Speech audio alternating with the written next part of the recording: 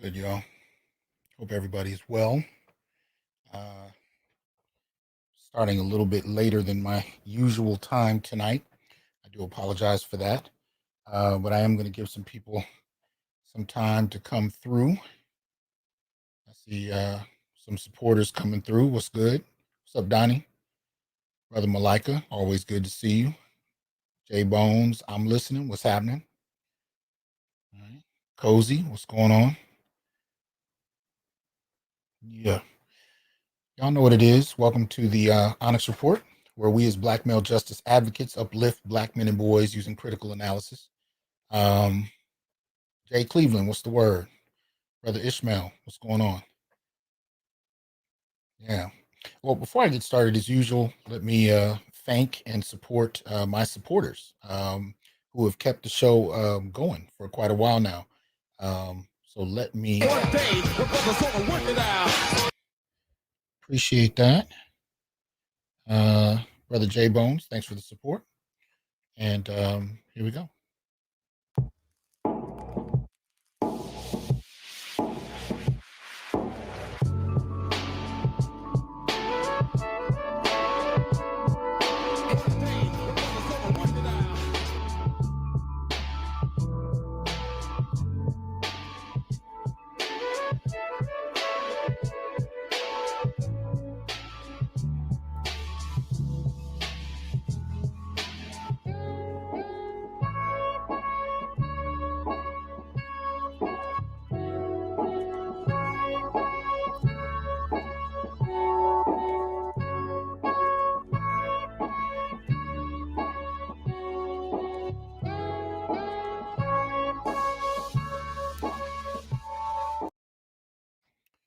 All right.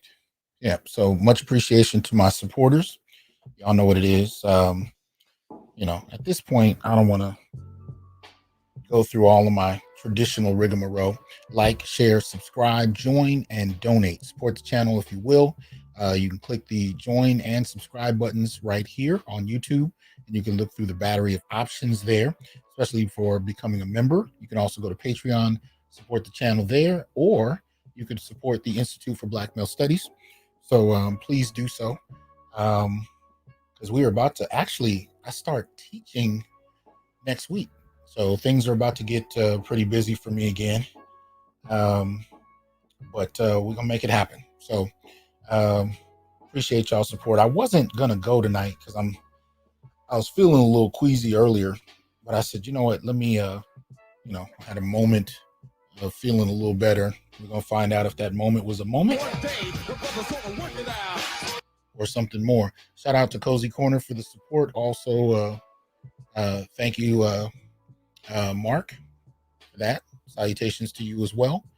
Come on through. What's up, Joe? And Brother Tim, always good to see you as usual. So many of these regular faces, or regular names, I should say. Hopefully you guys will consider becoming members of the channel. Right?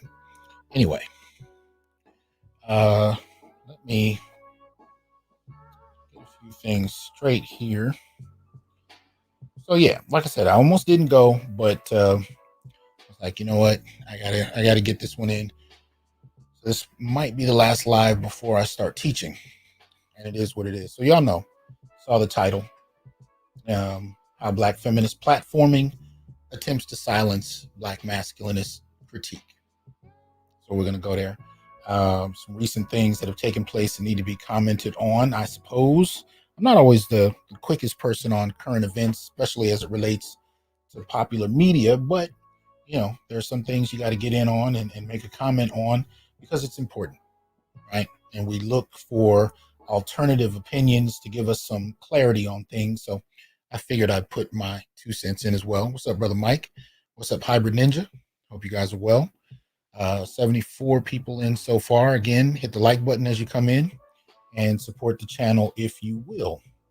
All right. So let's get a couple of things out there on the rip. I'm going to have to take this Clubhouse app off my phone. It's giving me alerts every 2 seconds whenever somebody's starting a panel. And I think I've been on there maybe once. Anyway. So as you can see, special shout outs.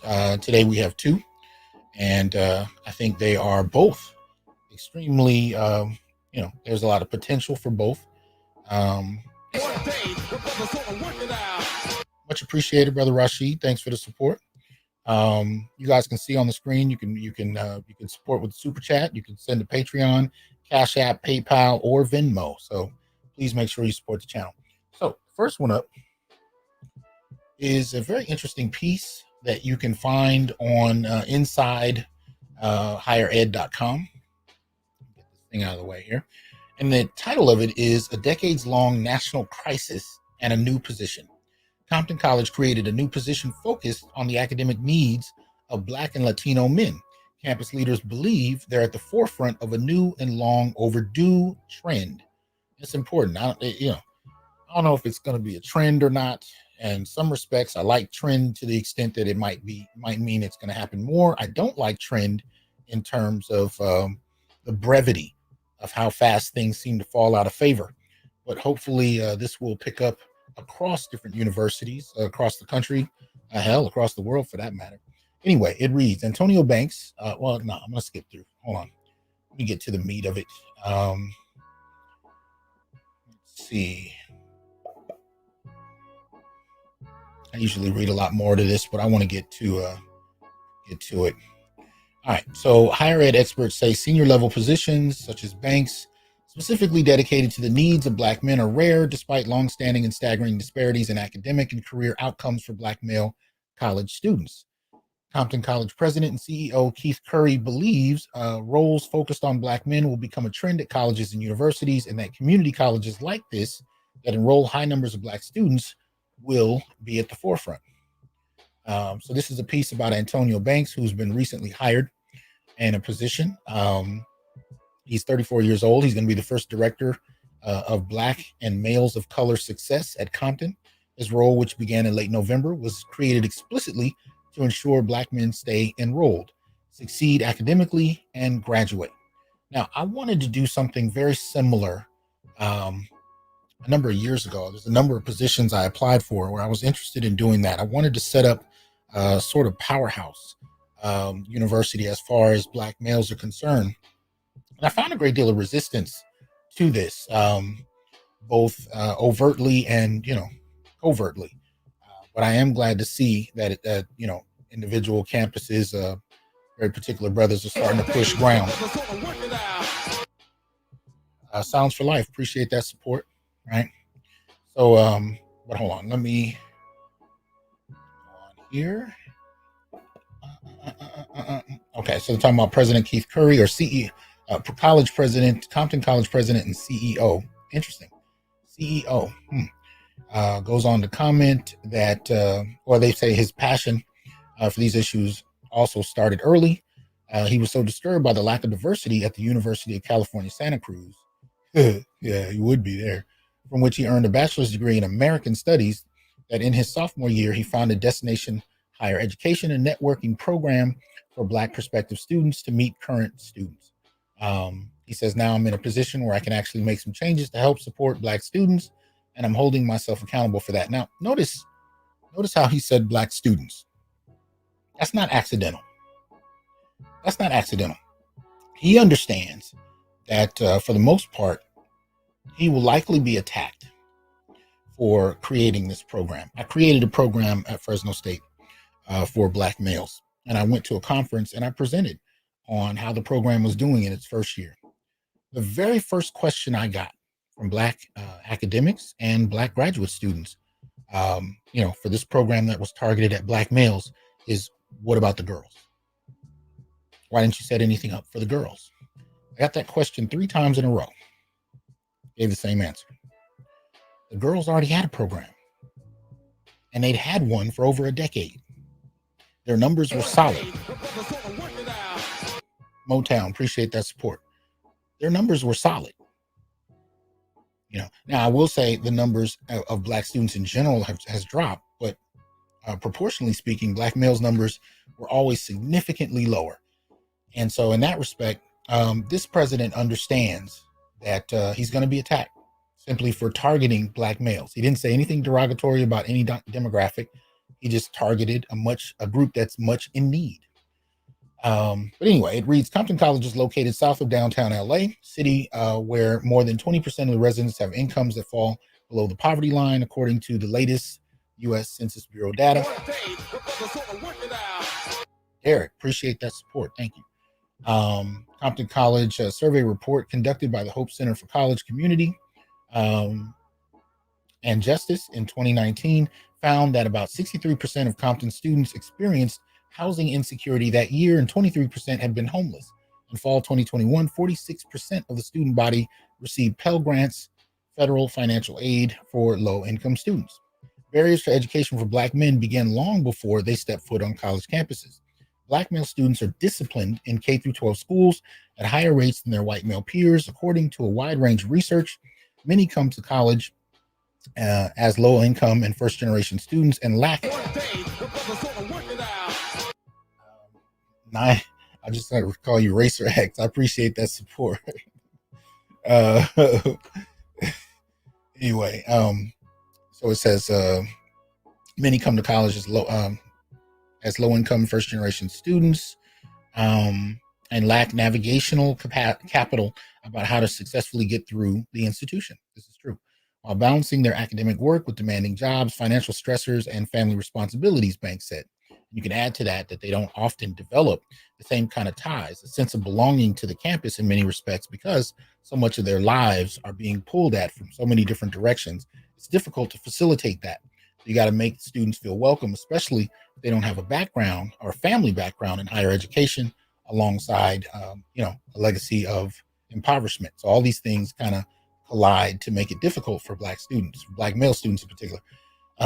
If they aren't fortunate enough to identify someone, whether that be faculty or staff or a community member or a peer or somebody who can very early on help walk them through that process, they can be discouraged. Banks graduated from Cal State in 2010 with a degree in liberal arts. He went on to get a master's degree in higher education and a doctorate in educational leadership from California State University, Fullerton, where he wrote his dissertation, Traversing the Higher Education Pipeline for African American Male Students. He said getting involved with the student government organization, serving as a resident assistant, and working in student affairs or in the student affairs office contributed to his perseverance. Derek Perkins, director of the Center for Male Engagement at the Community College of Philadelphia, founded in 2009 to serve Black men, noted that men in general aren't socially and culturally conditioned to ask for help, which poses an added challenge as they try to make their way through college. He finds Black men are also more likely to feel that teachers and professors view them as unintelligent, a threat, or disengaged, which impedes their learning. Right. So this is definitely a piece. I'll actually put the link in the chat. Very interesting piece. Gives me a lot of hope. For the MLR, always good to see you, man. Hope all is well with you. Let me also get this. So you can check that link out and share that, if you will. Let's see. Yeah, much appreciated, MLR. Brother Ian, good to see you in here. Always appreciate the support. Lee's Ways, what's going on? Got a number. Newstal, good to see you, man. Hope all is well. He says college are full of puppets. Man, you're going to have to hit me to this one. Let me know if there's some substance to it. I like what I'm reading here, but I don't know anything about the program. I haven't set foot on Compton College since the early 90s, so not really familiar with where it's at, but this is an interesting article nonetheless. Anyway, so check that out. Again, that is insidehighered.com, and it is entitled A Decades-Long National Crisis and a New Position. Targeting Black males seems to be the focus. And so the second one that I wanted to give a special shout out to is one at Morehouse College. They've launched their Black Men's Research Institute. We shall see what the potential is for this. Man, I had the screen up. I think I messed around and hit something else. Here we go. All right. So it says Morehouse College today launched the Black Men's Research Institute, pioneering initiative to study the economic, social, cultural, and personal outcomes of issues affecting Black men, particularly where disparities exist in the U.S. and internationally. Rooted in the scholarship of the humanities, humanistic social sciences, and the creative arts, the Institute is unique in its expansive focus on diverse Black masculinities and the positioning of Black men in society as it relates to the intersectionality of race, class, religion, gender, sexuality, identity, politics, and policy, history, art, and other factors. By amplifying collaborative or thought leadership, the Institute strives to counter conflicting narratives, distrust, and ambiguity with a clear, authoritative voice on the experiences of Black men. The BMRI will also strengthen the intellectual discovery, discourse, and scholarship at Morehouse in areas related to LGBTQ history, culture, and social challenges, as well as sexism, patriarchy, and misogyny. As a college dedicated to advancing knowledge of Black men's lives, Morehouse is thankful for the Andrew W. Mellon Foundation's investment that enables us to establish the BMRI. Says Kendrick Brown, PhD, Provost and Senior Vice President of Academic Affairs at Morehouse. So we'll see how this turns out.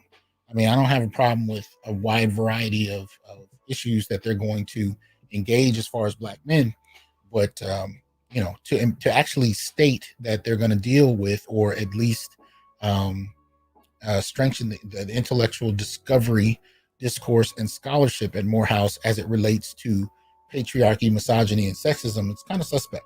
Not because those areas can't be studied or shouldn't be studied, but more so along the lines of whether or not they are suggesting that these are issues that Black men are more particularly, suspect for, in terms of behavior. If they're at all supporting that argument by creating an institute to study it, that might be problematic, because that is a trope that is very popular, but is not necessarily the case. Shout out to Newstel and Tara Shea McCrae for the Cash App. Appreciate that support. Right. So it's one of the things that we got to really look at and see what they're going to do with it. It all comes down to how it's implemented, not necessarily the verbiage that they use. Now, that is significant, but we got to see where they are going with this. Right. All right. So, has potential, but if it ends up re-invoking old, inaccurate tropes about Black men, then I'm going to have an issue with it. But those of you who are familiar with Morehouse, appreciate that support, Barry. Thank you. Those of you familiar with Morehouse or this particular program, if you have some additional information, let me know. Appreciate it. Yeah, Barry, I almost didn't go tonight. Like I said, so we'll see how I feel as far as how long I go. But wanted to jump in on something. So I figure we might as well jump into it. So I don't really, deal with a lot of feminist articles, blogs. I really don't do that anymore as much. That was a number of years ago. I'm in a very different place. Oh, T Fitness, you said Ta Rache. Did I mispronounce? I apologize if I mispronounced that.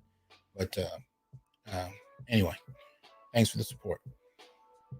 But yeah, so there's, I don't really go after feminist articles, blogs, or tweets anymore because they're like flies at this point, particularly flies on shit. And that's usually what they're spreading around in many respects, especially as it relates to how Black men are perceived. And we get that.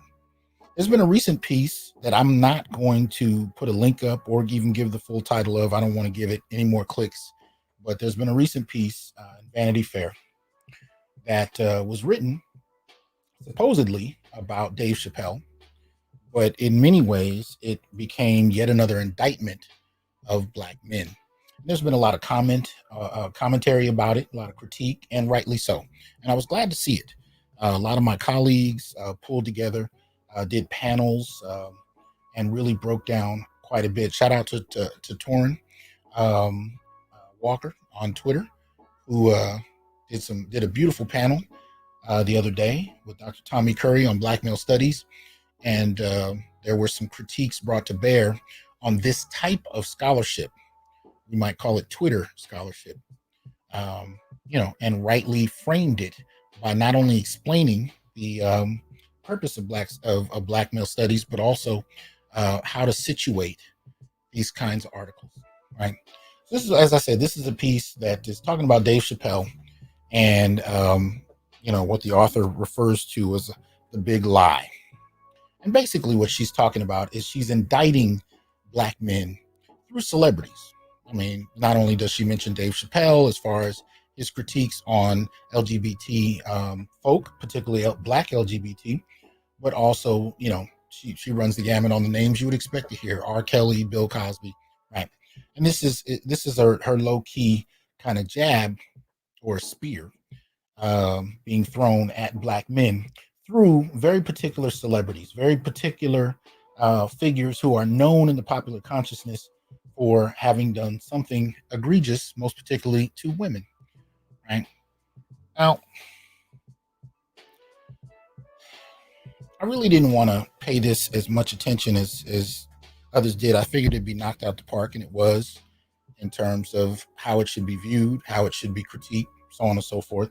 I'll probably pull up, a few quotes here and there and just kind of talk about a few of them. But I'll tell you what I'm really more interested in after we kind of delve through some of that, right? So let me see. Let me pull it up. All right. Okay, so this is a person named Jamila. I can say I'm not a fan. I've heard her name before. And she is a black feminist who routinely comments on black men. And so, throughout the article, she lays out a number of things, and it sounds on the surface level like, it's been researched to some extent or whatnot. What you really got to do when you read it is to pull back and ask yourself, have you seen any statistics? Have you seen any references to any formal studies? Basically, it's a lot of shaming, a lot of shade being thrown toward black men, and it's a bit problematic. But anyway, let me just choose some choice segments to kind of go through. Let's see, which one do I want to jump at first? Yeah, so here's one of her statements here. She says, but the black man is too often coded language for cishet black man and the degree to which any and all other groups of black people are suffering. That is up for debate. This could just be chalked up to sexism and various other phobias, but I think it's deeper than that. Many of us hold the biggest space for our men and sometimes our boys, but rarely at the expense of the men and our collective hearts because we feel like they need it more than anyone else. So she pays lip service to black men at key points. And this is something that Torrin and Dr. Tommy Curry dealt with in their stream. If you haven't seen it, go to Torrin Walker's Twitter. Let me make sure that I am pointing you to the right place. Yeah.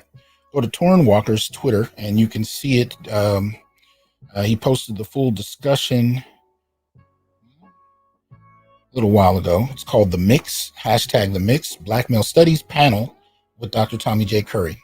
I popped my head in there for a second, as well as Hood Scholar. Shout out to Hood Scholar. He's been on the show as well.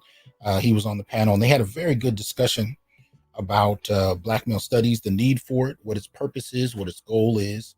That is a movement that and a push that I participate in greatly. And Torrin and Dr.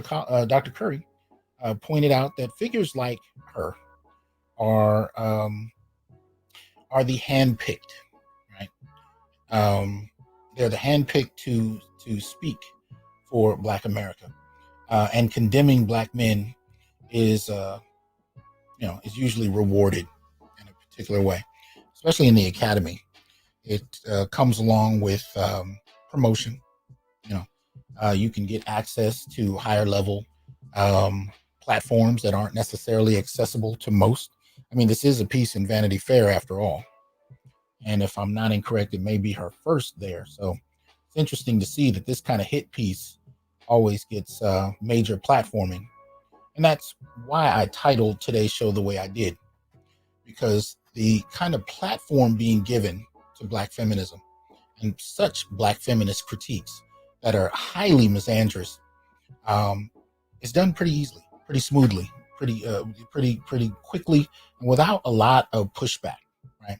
So this brief statement that I read over a second ago, where she talks about this idea that cis heterosexual Black men, right, are they basically, this is an old argument, they absorb all the attention in the community, and so other groups don't get the attention that they deserve, and that this is sexism and other phobias, right? Homophobia, transphobia, so on and so forth. But she argues that it's deeper than that, and it has to do with the ways in which other groups prioritize Black men, and basically Black men don't appreciate it, and if anything, turn around and exploit it. She didn't provide any data for any of that, and this is what passes, for acceptable scholarship. It's justified in people's minds that this is somehow the case. Even though, if you actually do look at the data as far as the progressiveness of Black men generally tend to rate fairly high, consistently, especially as it relates to feminism. But Black men, tend to rate fairly high. And yet, these are the common tropes that are routinely pulled out to castigate Black men, to make us out to be what is effectively the perception that many white women held toward white men, especially going back to the 70s. And somehow this has become the absorbed dialogue, appropriated and applied between Black men and women in a way that's not accurate, historically the case. But one of the ways you do this, one of the ways you can do this, is to take individual situations and make the argument that they're somehow reflective of a demographic.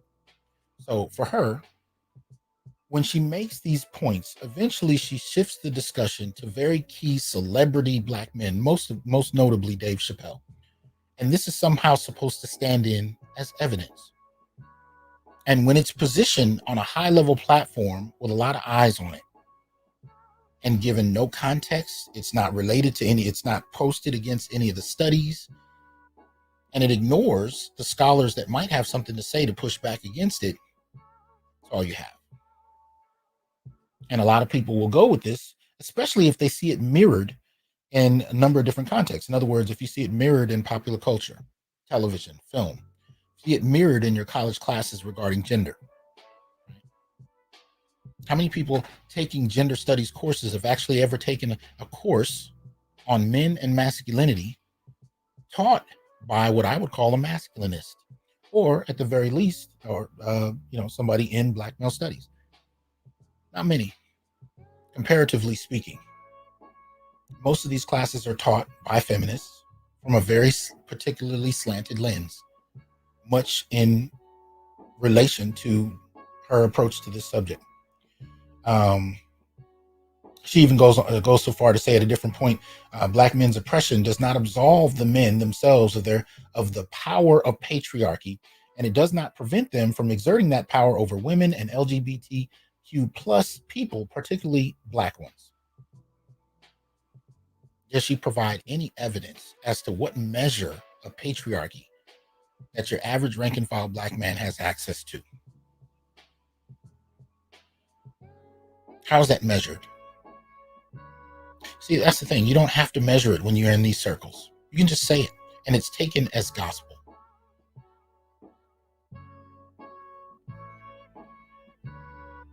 No citations, no references, just the accusation that Black men essentially use their oppression to absolve themselves of their oppression of other demographics in the community. This is bullshit. Absolutely ridiculous. And yet, in far too many circles, held up as truth. There will be people who will use this article as a homework assignment in a class and support everything in it without at any point referencing any studies to verify any of these arguments, because it goes along. Dr. CD2, appreciate that support. It goes along with very old ideas that have gone back generations about Black men. And they've taken different form, right? But at the end of the day, they've been fixated on dehumanizing Black men for the sake of uplifting others. And by uplifting, I mean advancing politically and socially at the expense of Black men. And that's essentially what you have happening in this article. It's an attempt, and it's an old one. The methods are really fairly old, but it's an attempt that we see going back to the 1970s of framing Black women in alignment with the narratives that white women have used. White women have used a very particular a narrative of oppression to first associate themselves with the idea of oppression, to frame themselves to be not only victims, but more particularly to be minorities. This is how they distance themselves from white men, to both create a separate category for themselves while remaining white. Expansion wiring, appreciate that Cash App support. Right, this is how they maintain their connection to whiteness, while at the same time distancing themselves so they can benefit from minority status. By the time you start to have conversations about affirmative action, they're the primary beneficiaries.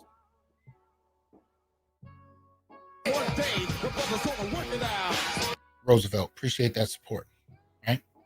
And so in that respect, what we're seeing is Black feminists who are continuing to use the same types of narratives to frame themselves, to project themselves, to be in the same exact posture white women are. And the extent to which they can successfully cast the narrative that they are oppressed by their men, they can access the resources available to them that white feminists have framed in society. And that's what we're seeing in articles like this. Articles where you can take 3 or 4 celebrities and cast a brush over the entirety of Black men. If you're going to talk about Black men who are rapists, Black men who are assaulting their significant others, if you're going to take those, you don't even have to limit it to individual celebrities. If you took the group of men who are doing this, it would still be a fraction of 1%. And somehow Black men, that's sufficient. That's sufficient for many people that argument be made that all Black men are a reflection of a fraction of 1% of Black men. It's an acceptable argument. And that's what we're seeing here. Now, lately, I've been talking about what I call male relationship emotional labor.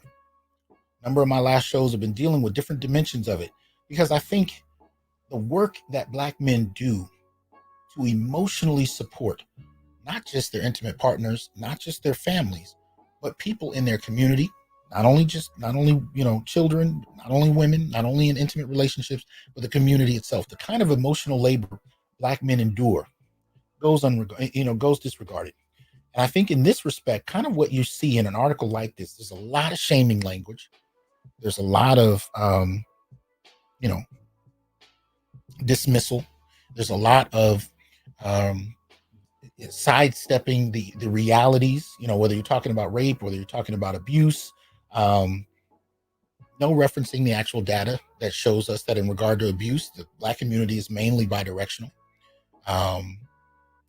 Dr. Curry said he's got a study coming out that's going to further highlight this on a whole nother level. I'm looking forward to that. Hopefully I can get him on to talk about it when he's done with it.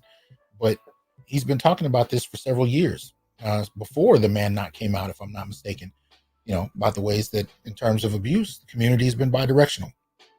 And really, if you're going to talk about sexual vulnerability, sexual victimization, the statistical difference between men and women is so minute, it's ridiculous.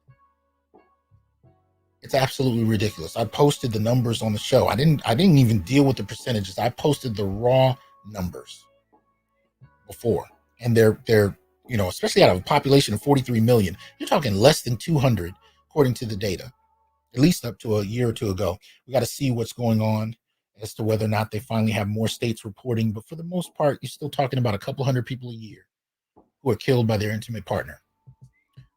And yet This becomes how Black men are framed.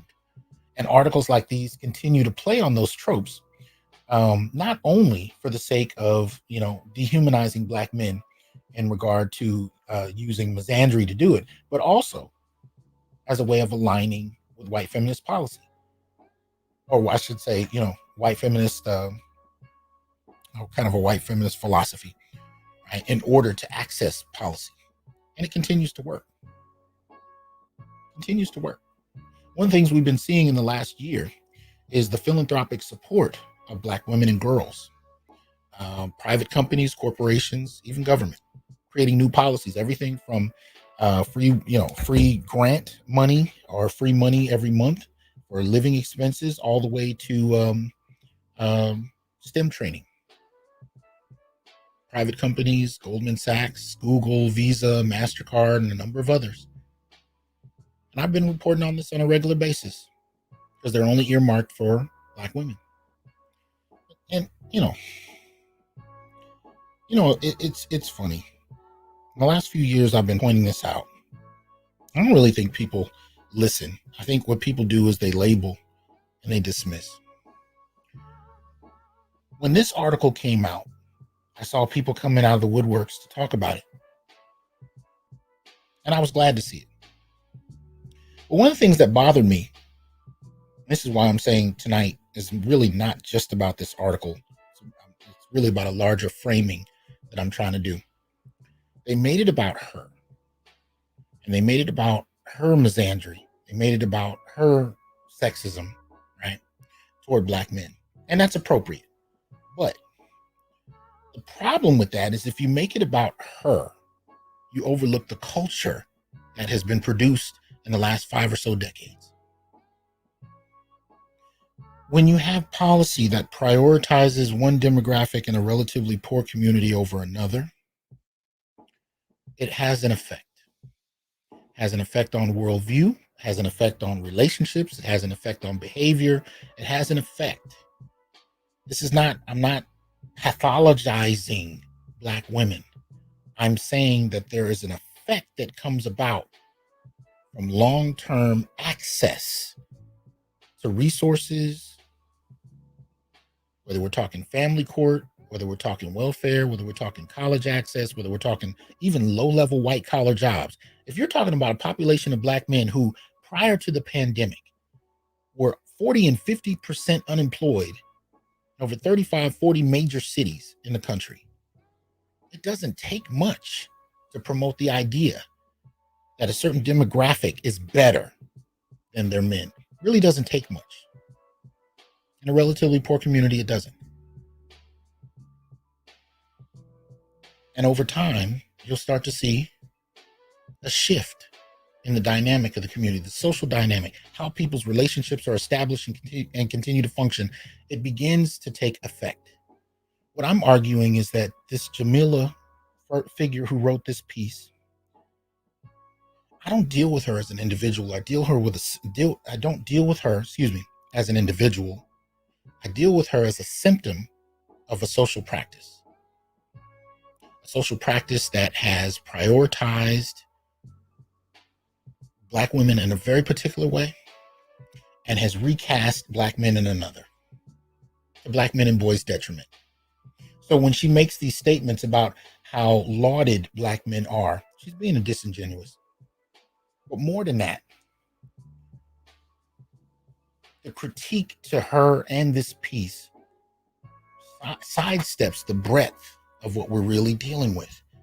It's not just a couple of individual bad actors who are in position to write these negative articles or who are professors at universities.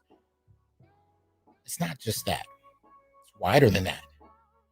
It's an embracing and internalizing of very particular misandrous ideas that have been inculcated into the very worldview of generations of men and women.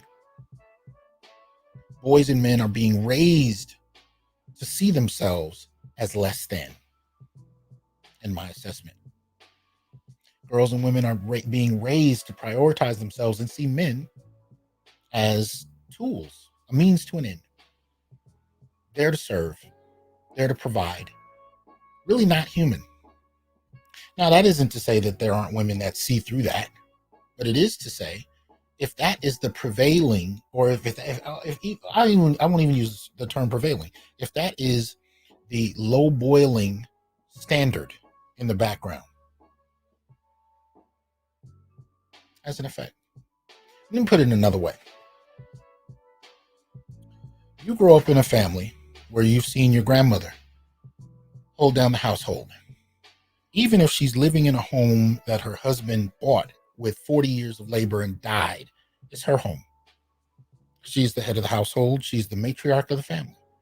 Her daughter runs her own household. Her granddaughter runs her own household. Cousins, aunties run their own households. And you can see whole families of women with no man in sight. Men come in and out as sperm donors. And they can use everything from family courts to policy to punish or use those men to serve in their interests. If you won't do it voluntarily, there are institutions she can use against them. Family court to the police department. Again, not talking about all. It's never been an all argument. It's a question of whether or not it is a feature of the culture. In other words, when you get married today, do you have to factor in whether or not this woman will divorce you? When there's an argument in the relationship and she goes to talk to her social network of friends and family members, does punishing a man via institutions, is that a native part of that conversation?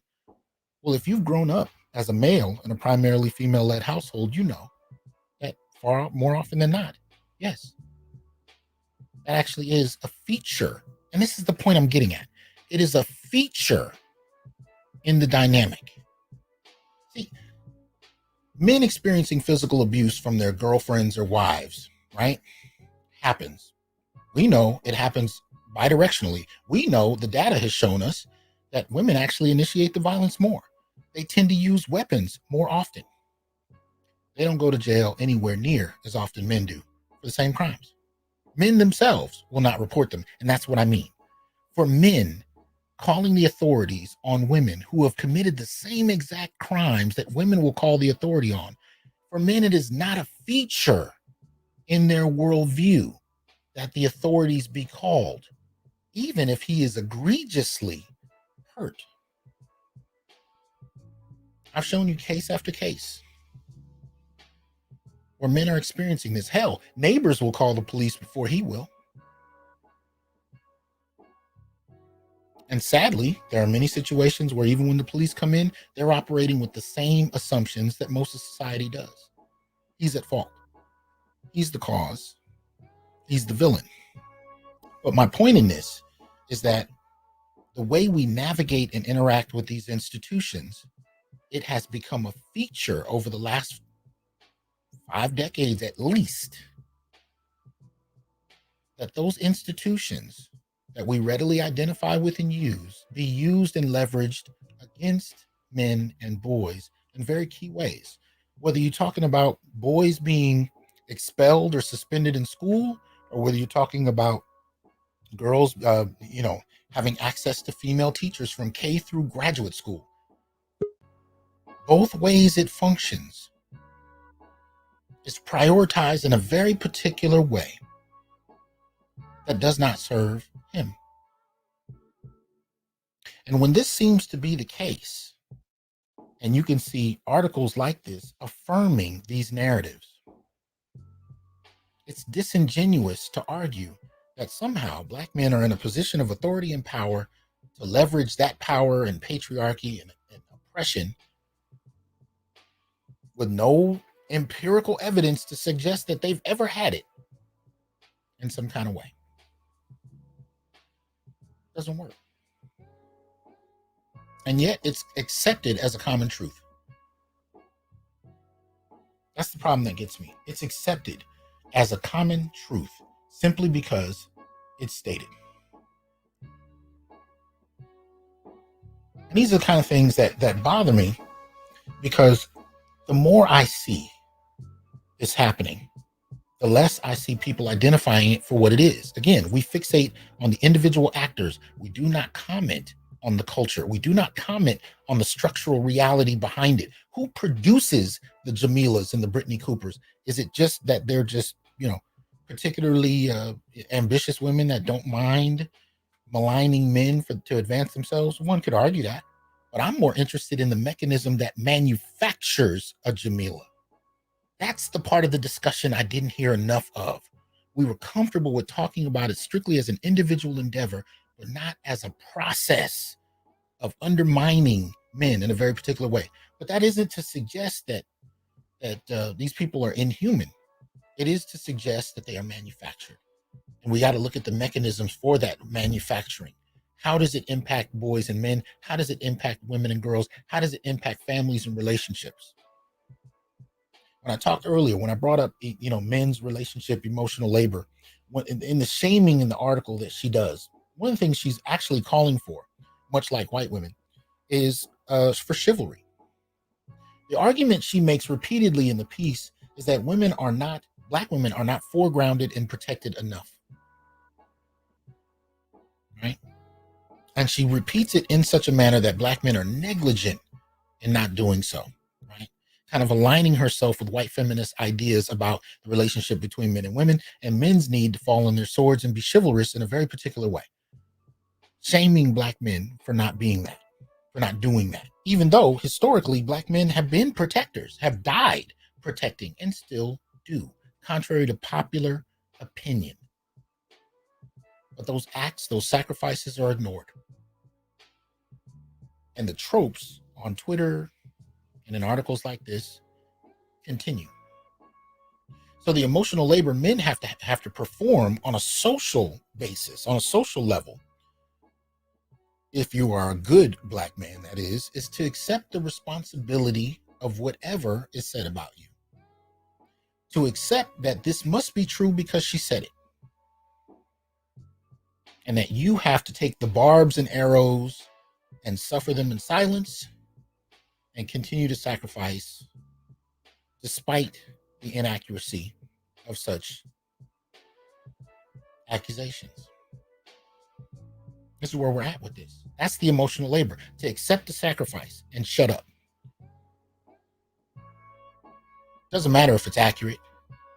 Doesn't matter if she provides evidence or even attempts to. And this is what I'm getting at. I don't say these things because I'm mad at Black women. I don't. I've had good experiences with Black women. I've had bad experiences with Black women. I've been with dark-skinned women. I've been with light-skinned women. I've been with women in the middle. I've been with short women, tall women, big women, thin women. I'm not saying these things because somebody hurt me. I'm not saying these things because I want to get back at them. I know that's the thing I get a lot when I post in Facebook. Well, you post all these things because you hate women. No. I post these things because women are not perceived as human. And Black men in particular are beyond human to the point where we're monsters. So on both sides of the scale, there's imbalance. She's not human enough to talk about the foibles or evil she's capable of as part of her humanity. And Black men are so inhuman that I have to have a segment on my show called The Sacred Black Masculine just to remind people of Black men's humanity. The imbalance is unequal. Now you have that imbalance for generations, and then you tie that imbalance to access to society, access to employment, access to being able to purchase homes, to get jobs, white collar jobs, to even go to school and get degrees. When you tie those types of imbalanced gender narratives to access to society, it has a direct impact on not only how people see people, other folks, but what type of access they have to being able to advance. When the outcomes of your life, appreciate that support, no one. When the access of you have access to, the social access is tied to how you're perceived. Troy, appreciate that support. Now, don't get me wrong. I'm not saying that you're limited to the point where you can't achieve Brother KMK, appreciate that support, or I should say KMK. I appreciate that. I don't know if you're a brother, but I'm assuming. I don't get that's my primary audience. So anyway, but I'm not saying you can't achieve. I'm simply saying that the treatment, the social treatment, and the historical memory, or I should say imagination about Black men, frames the context that you start at more often than not, especially if you're an American, an African American brother. There's a very particular context for our experience more often than not. And that sets the terrain for your starting point.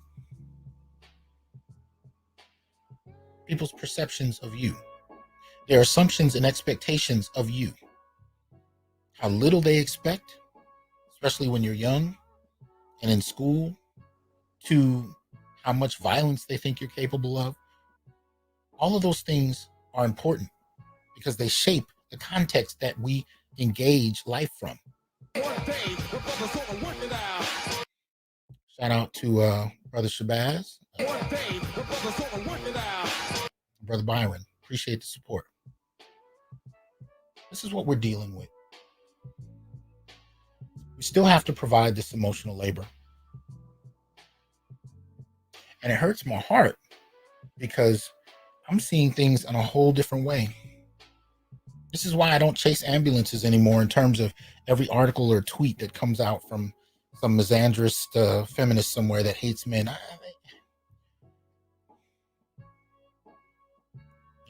I'm in a very different place. I'm looking at the structural reasons behind it.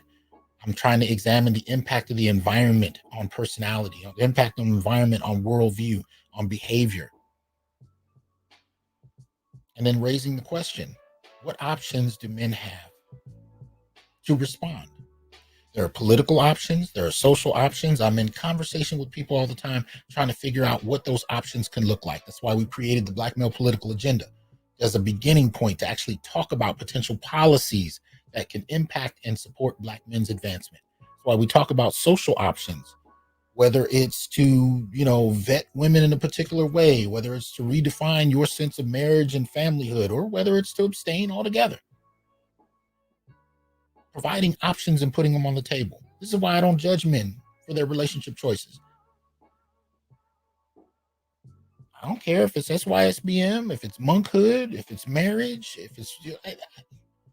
I support men in whatever their choice is. The only question I have for them is, are you aware that you do not have to be subject to other people's expectations of you simply because they have them? If you can have the freedom to live that way, then whatever choice you make, I'm in full support of. If you don't know you have that freedom, then I want you to hold off on making any permanent decisions until you've meditated on what that freedom means. So you don't end up unhappy in a bad situation. And it's very easy for us to fall into those bad situations simply because other people want them. This is part of what I was talking about last year with the Black male dual economy. The options available to Black men that require dual work, that require a doubling of effort to get out of, that others don't appreciate. Now you have someone like Jamila coming with a piece like this, and she gives the typical, Black feminist line. Black men oppress others and think that their oppression is the only thing that exists. No, it's not that it's the only thing that exists. It's the extent to which that the real empirically based experience of Black men is dismissed. And we're at a point where even when we look at activism, we're seeing the use of Black male bodies to their detriment. That's a problem. That's a real problem. One of the differences I have from some of the people I've seen make comments on stuff like this is that, as I said earlier, people believe this is an individual thing. Or at best, you got folks who are hired to act this way. I think it's more than that. I think this has been generationally handed down. I think there are worldviews and behaviors that are very much tied to this access and the assumption that the access will continue. And it has fundamentally reach the point where you actually have an embedded belief in black male inferiority intra-racially in terms of social dynamics. This is where I'm at. That's why I'm not interested in one hit piece written by what I call a colonizing agent. See, the key when I talked about colonizing agents, I wasn't so much focusing on the individual. I was focusing on agent as in like structural network, part of a larger construct. They're programmed. And that programming was inculcated, internalized, and set from childhood. And it came with material benefit, with access. Not a lot compared to other groups, but enough. Doesn't take enough when you're coming from a community that doesn't have much. Really doesn't have to take a lot at all. We've witnessed in the last several decades the rise of a buffer class. And they're still using the narrative that we're oppressing them to advance themselves. And a lot of us believe it. And these are the things that I'm kind of having issues, I'm taking issue with. And it's drawn lines in friendships and relationships, even with other colleagues and academics. Because if you make the argument that this is something bigger than an individual achievement, or not achievement, but an individual endeavor where you have a woman like Jamila writing a piece like this, if you make the argument that this is manufactured, that these people are like computer programs or like, they're the old Fords being mass manufactured for the first time in human history, where we're seeing this happening on factory lines. If you start to look at it from that vantage point, a lot of us don't know what to do with that. This is why I don't stop at misandry. I look at this is why I talk about a gynocracy. And it's not to malign the women just for the sake of maligning them because I'm mad at them. No. It's because this has probably been one of the most effective tools used against the black family. Because there's no group of men prepared to fight their women. None. They're not. Socially, historically, no, they're not. And when it comes to our community, there's been a very particular block that has been buoyed, has been provided for in a very key way. All these brothers on YouTube making all this content, so many brilliant cats coming up with observations I never imagined. I ain't seen one of them in Vanity Fair yet.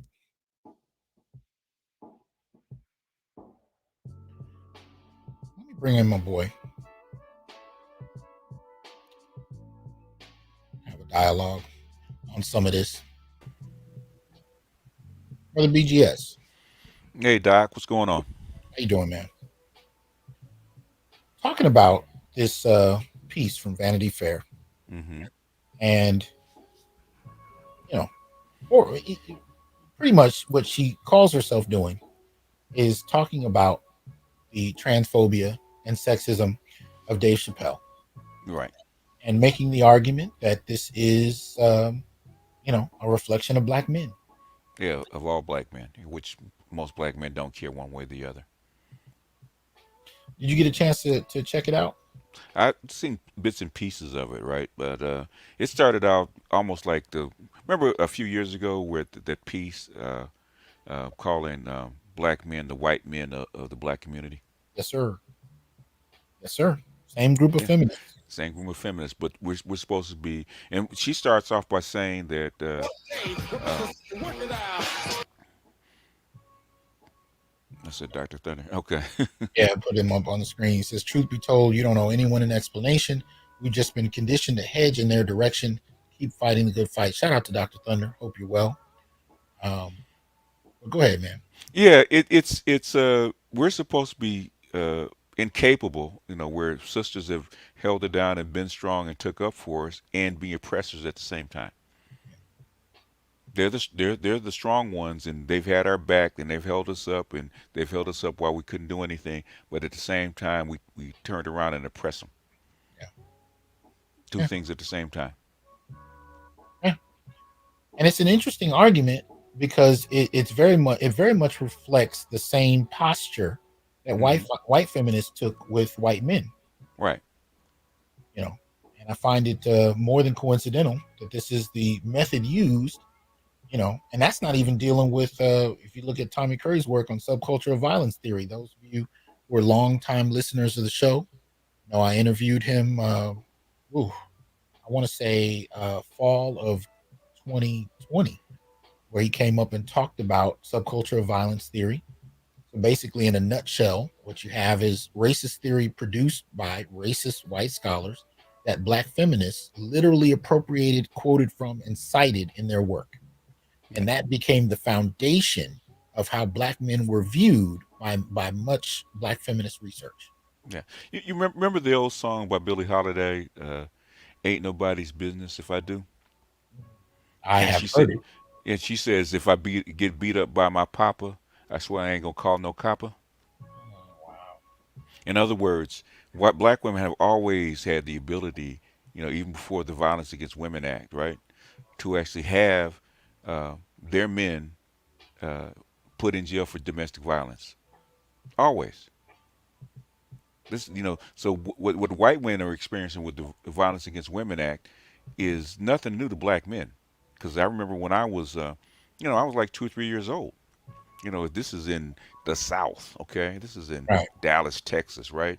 Mm. If my mother and father got into it and she felt, my father's a little too angry, all she had to do was pick up a phone. And trust and believe, Dallas police would come down and get him. Now, see, that's an interesting observation because if you look at the Jamila's article, Mm-hmm. she talks about the extent to which black men don't appreciate that you had this legacy of black women being socially pressured intra-racially in the community to Mm-hmm. not call the authorities, but she completely overlooks the fact that they had access to it. Mm-hmm. You tell me what time period in 1908 that Mm-hmm. black men were calling anybody because their woman hit them with a baseball bat or shot at them with a shotgun. He would get laughed at. There were no mechanisms in place for that. Black men They, still don't do it. they still get laughed at. I remember the thing with the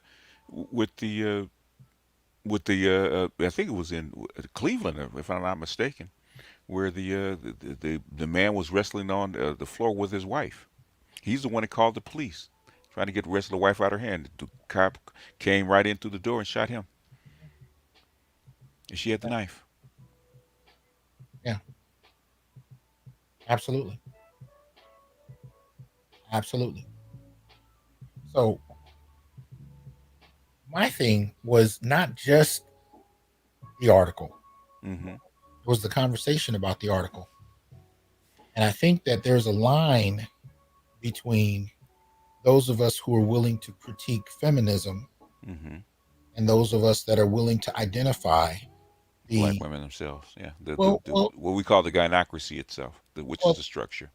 yes, but I was going to frame it in terms of the legacy of Mm-hmm. feminism. The legacy. See, here's the thing: because you could say black Mm-hmm. women, and the only thing some people walk away with is that you said black women. Ergo, you hate them. I'm Mm-hmm. not talking about this, for that kind of reason. I'm talking about this as a product of policy, Right. generations of policy. Yeah. This is what I'm talking about. It's not a product of they woke up one day and decided that niggas wasn't shit. That's not what I'm saying. Mm-hmm. I'm talking about conditioned behavior over generations. When your grandmother passes something down to you, Right. an outlook on men, a way of perceiving them as human doings and not human beings, as I've heard it said, right? This goes beyond an individual misandrist that writes some article and hit piece veiled in black community love, but it's actually a straight attack at black men, heterosexual black men at that. Right. Right? Right. I'm not Well, talking about it just we're the easiest target. Okay, like someone to say we're the sin eater of the whole nation. If you want to go at um, hatred or discrimination against LGBTQ or trans, you always pick a black male target. And Dave Chappelle happened to be a convenient target Yeah. because he actually did it in a comedy routine, and all of a sudden, that gave them the license to actually paint a broad brush amongst all black men. In fact, if you actually look up, even on YouTube, transgender, discrimination, it's mostly black trans women, for lack of a better term, talking about black males that won't date them. Mm. They're about white males, but also always black males. Black males don't want to date trans males or trans Yeah. women, Yeah. and they consider that oppression. But you know what? The other thing that comes to mind, Hmm. when I think about, when people use celebrities as a way of critiquing black men, it's always been Hmm. a problematic thing for me. Um, and I remember sitting in graduate school reading articles. Like, for example, I was in a feminist course. We were reading an article by Bell Hooks, and she was talking about the men in the audience who were watching, who were at Eddie Murphy's performance for Eddie Murphy Raw, Hmm. and she was talking about how sexist the men were when they were cheering for some of the things he said. That's the moment we're having here with pieces like this in regard to black men's relationship to Dave Chappelle. It's not really about black men's relationship. It's about how one moment can be used to project black men in any way they want to project them for their own advancement and their own purposes. But it's Hmm. not really an in depth analysis or questioning of what exactly black men are applauding at. See, one of the things that comes to mind when you watch Raw, you have to put it in this historical context. This is the early '90s. That was the Yeah. first time I'd heard anybody actually talk about the unfairness of a divorce judgment in family court for Right. men. That was Hmm. the first public time I saw that. And even though it was dealing with Johnny Carson, the question was that Eddie was putting on the table, if this is happening to men with hundreds of millions of dollars or whatever, Right. what And happens white. to a guy And making $21,000 a year in the yeah. hood? What do you call it? Umfufu, right? Yeah. And Eddie, I want half. Well, and he was talking about the ways in which even women from foreign space can be socialized into this Hmm. American Western identity Yeah. of Western woman. And I mean, this is I mean, really, this is cutting edge for men in general, especially black men, because he was really casting a warning at brothers that we would call now SYSBM or no, passport bros. Yeah. Passport bros. What he was essentially saying is be careful. He wasn't saying don't do it, but he was saying be careful. I remember you saying that when you first started teaching your classes, right? It was mostly, because where you teach is mixed, but the thing is, most of the classes are black male and used to be black male and black female, but increasingly because of the demographics, you have a lot more, Latino Latinas. Yeah. And I remember you saying that um, the Oh, excuse me. Latinas, Eddie Murphy go Raw shoot. was 87. My bad. But go ahead. 87, yeah, Yeah, yeah. go In ahead. fact, I did. In fact, I saw that live with my fiance in '87 Yeah. in Las Vegas. I was in So, college at that time, so I just blanked. But forgive me. yeah, But go ahead. What were you saying? Sorry. yeah. Well, I remember you saying that that now, during in your writing classes, your Latinas want to write about intersectional feminism now. Yeah. Yeah. What? They, it's almost like it's become on automatic. Okay, you go to school, and it doesn't matter what culture you come from. Um, this machine is producing the same thing. So it's not just black women. The thing is that the structure is producing, you know, uh, even people could have come from a very different culture, almost the same thing. The same kind of tropes, the same kind of ideas. Hmm. Hmm. So Well, now, go ahead. Yeah, I'm sorry. well, it is. One of the things I noticed, and I want to come back to this piece by Adrian Aquarius. I appreciate you saying that. Um, so I'll try and come back to that in a moment. I just want to put that on the screen because it was interesting. But no, you're right. I teach writing classes Hmm. every semester, and but really in all my classes, the final project, whether it be a paper or a presentation or whatever, I give the students the choice to write on what they want. Right. And you have to pick from something we've covered in the semester and embellish on it with their own research, right? Mm-hmm. I would say 98.5% of the time, my female students will always choose to write on gender, Mm-hmm. and they either do so from a feminist standpoint or a womanist standpoint. And especially in my intro to Africana Studies courses, I teach gender theory. I teach, feminism, womanism, masculinism, black male studies. I teach all of those. But the women will almost always choose to write on feminism.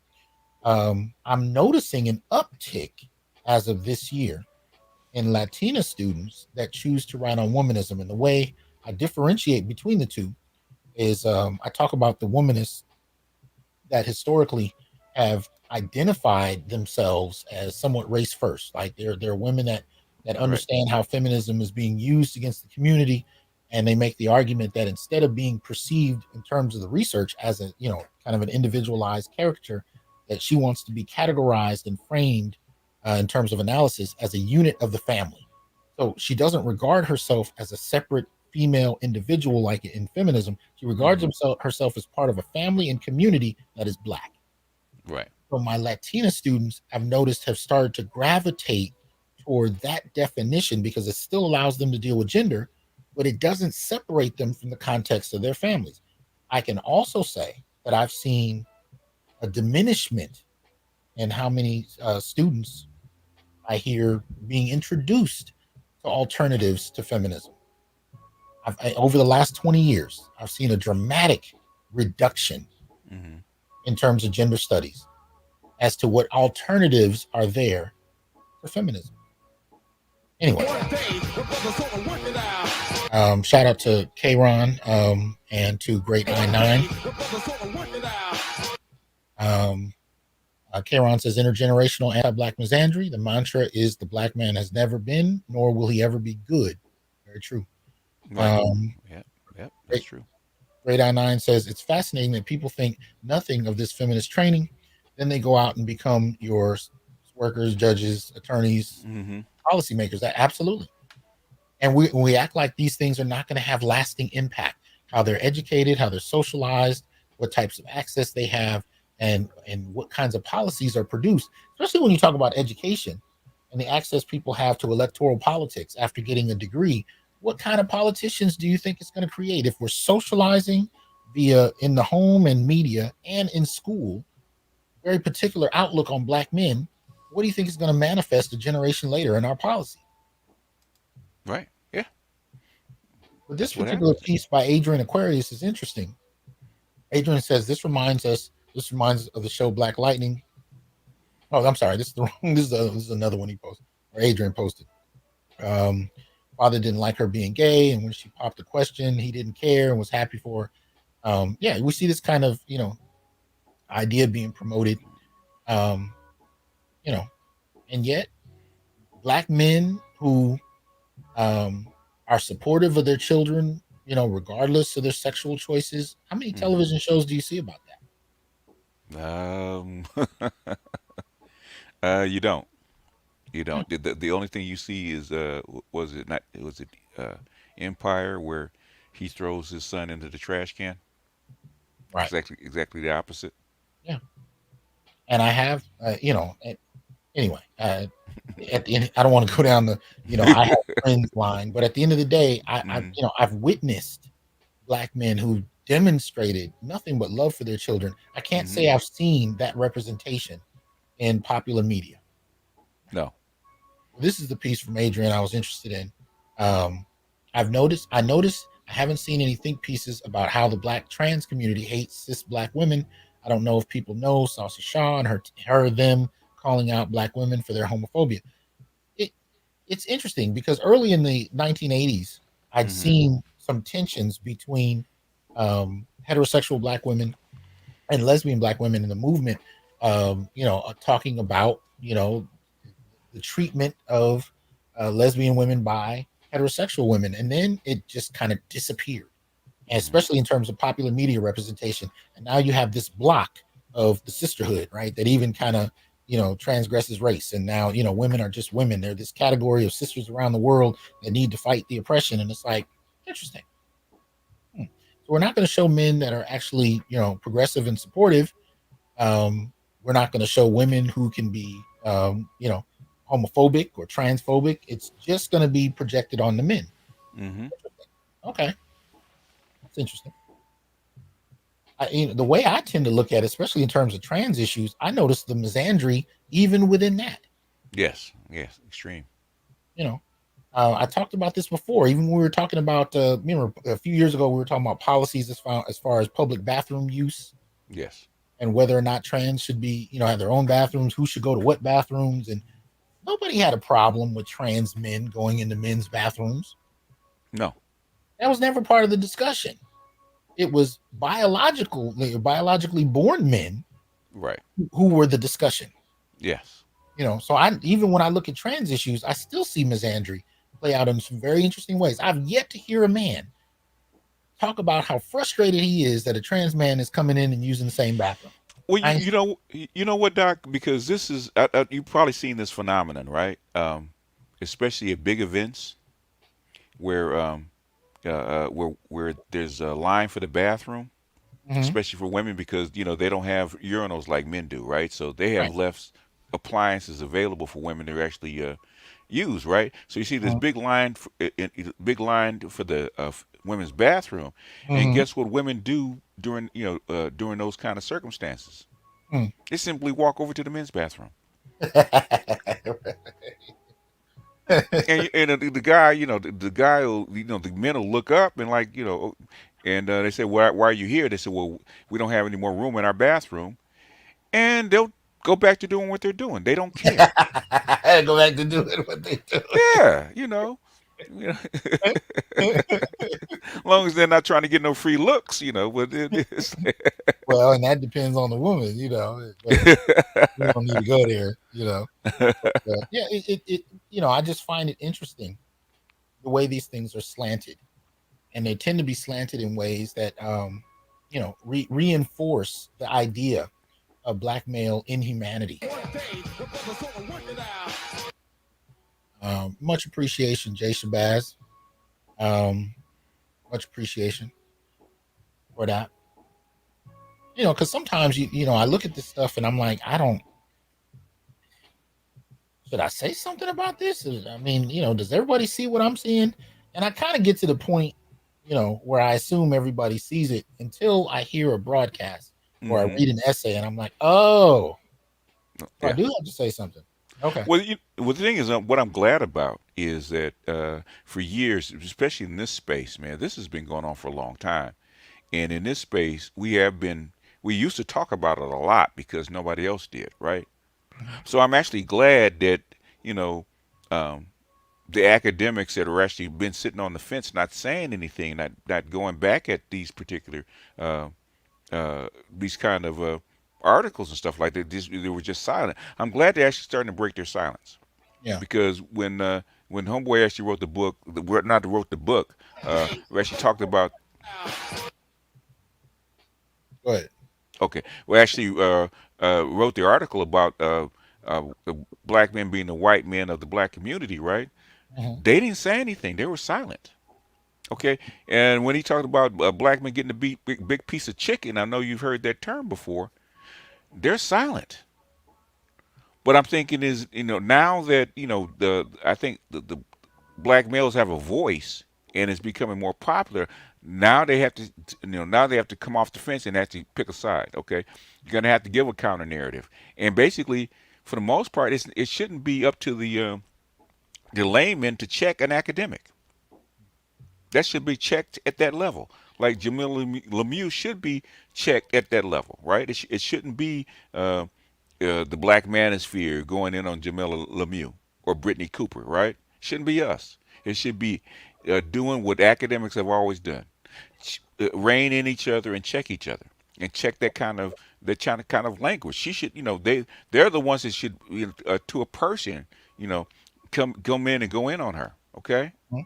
and I'm glad to see it start. At least start. If in my opinion, because I'm not an academic, I don't think they went far enough.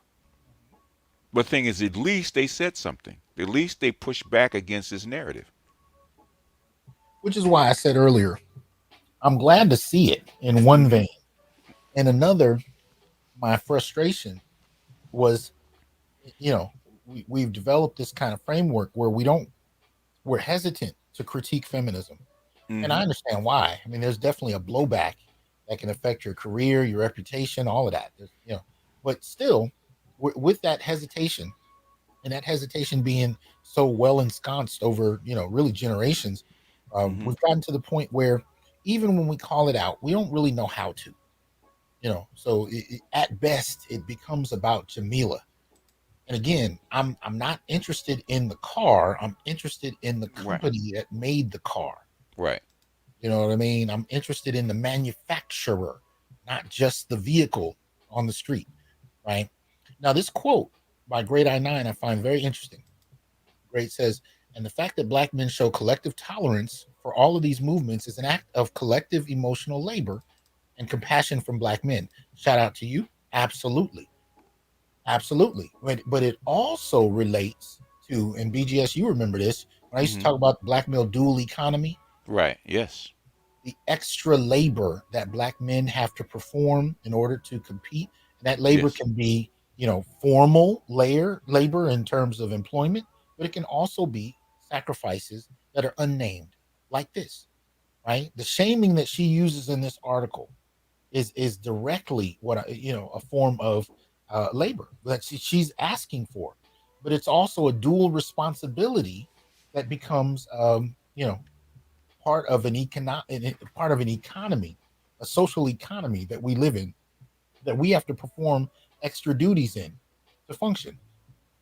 And so there's so many layers to this stuff that I'm really want to produce. I want to really kind of create the kind of terminology we can use to be more exact in what our frustrations are, or at the very least, um, in identifying what it is we're trying to say. This is what some of the brothers reaching out to me in the last week have been saying about male relationship emotional labor. They were talking about, they had been trying to find ways to Mm-hmm. explain what they were experiencing and having trouble. And the reason we're having trouble is the only gendered vocabulary we have for Right. explaining our experiences are feminists. Yes. The assumption is, appreciate the support, Tim. The assumption is that it should suffice as long as it applies well to women's experiences, as if men don't have different experiences that may require their own vocabulary, or better yet, their own departments to study, their own institutes, their own resources. For those who are suffering or struggling with, being able to navigate society. We have the assumption that as long as the institutions are in place for women, that's enough, and we should be good. Yeah. You know? Yeah. Uh, and then shout out to Tim, who says this is why black male media is so important: to dispel the false narrative, repair our image, and tell our true stories. Absolutely, Yeah. Yeah. absolutely. But the thing is that there should be something, and there is something called academic review. Mm, And when stuff like this comes out, there should be an academic review, okay? Because she's been held up as an academic. She's been held up as a knowledge worker. mhm. And at that level, I do believe that it's, which hasn't been, okay, with the Brittany Coopers, with these kind of people, with this whole milieu of disinformation, there hasn't been enough of pushback at the academic level. That actually bleeds down to black boys not deserving of anything. Okay, Mhm. like when I think when you earlier in the show, you're saying that when you actually set up programs to actually help underserved boys, it was always, well, what about the girls? Right, Even though they know that girls have, 3, 4, 5, sometimes even 10 more programs, and boys have none. right. That's the first question asked. As soon as they see boys, if you see a program for girls, very few people ask, "What about the boys? What about the men?" Very few. And this is the interesting thing about it too. When you talk about the pushback Mm-hmm. coming from non-traditional spaces against scholars, people coming out of the academy, the interesting thing about that is you also have to tie that to the diminishing access of black men to higher education.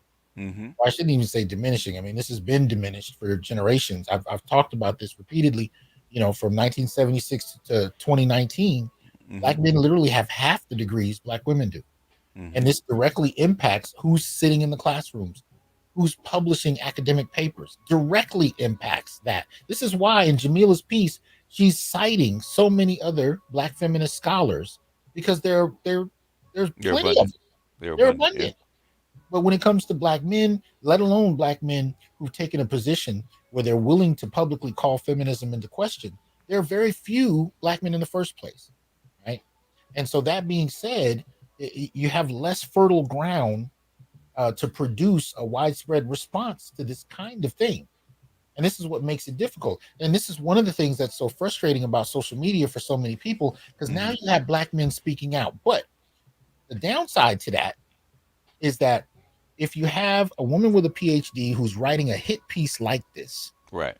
and the brother who does a video on YouTube to respond to it, who may not have a degree, Mm-hmm. he could be accurate all day long. Now, it's going to, people who listen are going to be able to take and learn from him. But if he doesn't have the same standing, there's going to be a dig used against him. Mm-hmm. His lack of formal training, his lack of certification is going to be used against him to suggest that he doesn't know enough about what he's saying. Ergo, he doesn't need to be heard. And this is Right. fortified even more by the fact that this piece is in Vanity Fair. Right. Yeah. And, Who are, and one thing, in other words, who are you? who are you? And one of the things I found interesting lately is there's been an attack on men in the manosphere, right? And I find it interesting that this attack has been framed in terms of, you know, these men who are just destroying the community, talking about X, Y, and Z. And I find it interesting because when I look at the feminists, when I look at women who, or not even women, just feminists who've come out of these formal spaces where they've been able to benefit white collar jobs, multi Mm-hmm. $100,000 incomes. They're paid to be in positions like this, to write these kinds of pieces. The guys that I'm seeing mostly responding to this stuff are saying it on self-financed social media platforms, Mm-hmm. Yeah. coming out of their pockets, reading whatever they can to mount a response. And the reason they have to is because they don't trust any institution to speak on their behalf. There's no black men, there are not enough, I wouldn't say no, there are not enough black men willing to be outspoken for black men as a whole to wait for a black academic to come forth and speak the truth on it. It is not enough of us. So black men are speaking up for themselves wherever they are, whatever they're Right. training. Yeah. And I support that. I support it because if that didn't happen, there'd be no response. Because if you leave it to black men who are trying to keep their jobs, Oh yeah. Yeah. And that's real. And that's real. Yeah, in the academy, when with that poo-poos this, black men speaking out on their own behalf. Yeah. Yeah. It's real. mhm. Shout out to Dr. Rashid. How you doing, brother? You know, um, but you wanted to share something. Oh yeah. Um, You this want me to is put, you want me to put it up? put it on the screen. Yeah. And What? this is something that's been going around, and this is just a week, okay?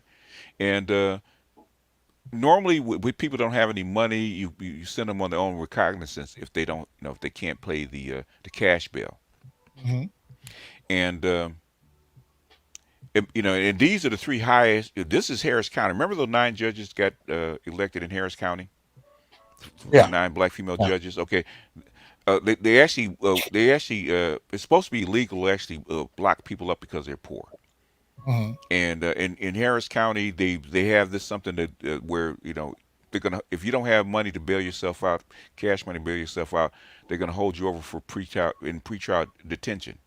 Hmm. And they just took a week, right? And these are the three highest judges that actually would do that, right? Hmm. Now, these are black females, and this. Have you heard anything about this other than on black male social media? Can you These enlarge three that judges. at all? Um, Hold on. You know what, BGS? This was the thing I told you I didn't remember. Yeah. This was what I was going to This ask. will remember. I don't know how clear it is, but That's you can that's read it at that's the better. top.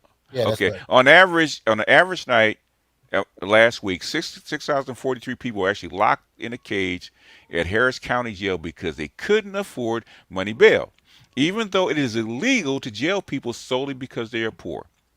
This report uses jail population data provided by Harris County to compare the pretrial detention numbers of Harris County felony judges. Okay, and these are the top three. Okay, and replace that with a male. Okay, replace that with a white male. What will be said about this by academics? Yeah, yeah, they'd go to town. They go to town. Replace it with black males.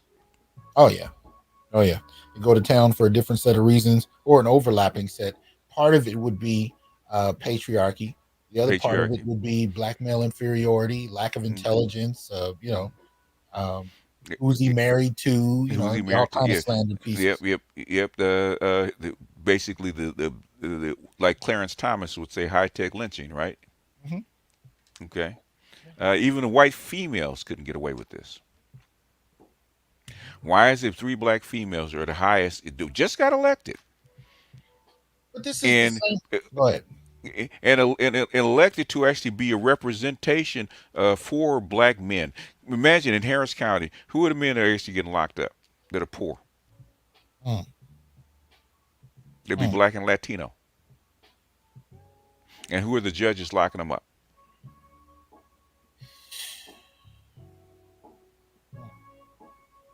And and nothing is said. Right. Because even as knowledgeable as you are, you barely heard a whisper about this. Yeah. Well, this is fundamentally why I had problems with um, uh, Kamala Harris being elected. It's not if the politics is just about skin color, then we are wholly prepared for how that's going to be used against us. Right. You know what I mean? If Yeah. we're not actually talking about what their actual viewpoint is, if you're going in as a judge, especially in a predominantly black area, my question is, what is your policy about how you're going to engage the community and most particularly black boys and men? What exactly are your philosophies about this? What mechanisms are you willing to advance and support? If especially if you see a number of black boys coming across your bench, or depending on what kind of judge you are, but what's the philosophy behind how you work? Because if it's just going to be lock people up, then why exactly do I need to go out my way to support you in a judgeship? Remember the black female prosecutor that was arguing with the judge because he wanted to show leniency to a black boy? Oh yeah, I do remember that clip. Yeah, it was a white judge who was showing lenience to a black. Was he a teenager? A teenager, Yeah. yeah. And was I think it was the prosecution. Yeah. She was actually arguing against a white judge about it. It was sad to see. It was sad to see. But the thing is that, like you were saying, it's not, when you say colonizing agent and you talk about the structure, okay, Right, right. and instead about the person, okay, this is about the structure. You're looking at it. Yeah, it is. It It's is. about the structure. What kind of environment gave them this worldview instead of giving leniency to poor black men or even poor Latino men? They put them in pre-trial detention. They go ahead and lock them up. Doesn't matter whether they have jobs, families, or a life outside, right? Hmm. Doesn't matter. Shout out to Gold Professor and AB in the chat. Hope you brothers are well. Appreciate the support. Y'all make sure you support their channels. Check them out. Um, but yeah, no, absolutely. This was what I was asking you about before. I was like, I knew there was something. Okay. I was having what they call it, a senior moment. I've been having Okay. a lot of them. I was like, man, I knew there was something I wanted to ask him about, but I didn't have this. So yeah, yeah, I'd like to check these out. Yeah, and if this is a screenshot. I don't know if there's an article or not. I was Mhm. looking for an article. I haven't found it yet. When I find it, I will actually post it in the comment section. I saw it, but I misplaced it and I didn't remember their names. So I was like, damn. Okay. So thank you for posting that up. But yeah, absolutely, this is what we're dealing with. So I just This is what we're dealing. this I wanted to kind of put this Hmm. into some kind of a framework because I'm glad to see people are starting to speak out. But I'm noticing that the way people are speaking out is still, there's still an avoidance for wanting to call out what's happening beyond the surface. And I think the fear is, you know, what exactly am I advocating if I'm willing to take this critique to the fullest extent? Where does it go? You know, does this mean that, I hate women, or I'm trying to do? No, we have to actually look at what's actually happening in families, in communities, generationally. What's going on? What are the beliefs? What are the kinds of worldviews that are being shaped and passed down? What are the kind of lessons that are being taught, both in how in families and in society, about how to perceive black men? And if black men remain a problem, no matter what they do, what does that produce? And what are we going to see in the next generation Mm-hmm. if we don't even create the language to call out the nuance of what it is we're experiencing? I want to actually be able to sit down with my son and explain the Mm-hmm. expectations of the emotional labor that are going to be placed on him, so he can choose whether or not to perform it. The performance, yeah, and I always said value your light and attention and get a Mm-hmm. reward for it. Don't. I always said your emotional labor. I didn't actually use the term emotional labor. Thank you for that, Mm-hmm. Dr. Johnson. Um, but I always said your attention, okay, what you give, okay, has a cost, has a Mm-hmm. value. When you sit there and you listen to your girlfriend, your wife, your significant other, or even your female family member rattle on about her day, Mm-hmm. okay, that is not um, there's a value to that. Right. And most men have been trained that there's no value to it. Women value it all the time. If they have to sit and listen to you, they value that, Oh yeah. or they put a price tag on it. Oh yeah. Oh yeah. I can't. It's funny to me. Just and sometimes I talk about this with you off camera. If I have a first date or something, and I can. Yes. It's funny to me how often you can sit with somebody for hours, and they can talk about themselves and never once ask you a question. It's a one way conversation, but there's a kind of sensibility that at the end of the day you're there for Mm-hmm. pre-established reasons. Mm-hmm. You're being interviewed to provide for her reality. Mm-hmm. There's not a lot about you that needs to come into that conversation as far as how some people are trained. So those are the kind of questions that I want to kind of tease out and put on the table for us to look at directly. So we can just avoid all of this kind of guesswork. You know, that's really what I'm interested in doing. Shout out to Andrew. He says, "Keep up the great work. Your platform is much needed. Much appreciation for that. Thank you." Um, you know, like I said, in the last pre-recorded video I did, I said, I don't know who I'm speaking to. I don't know who may need to hear it.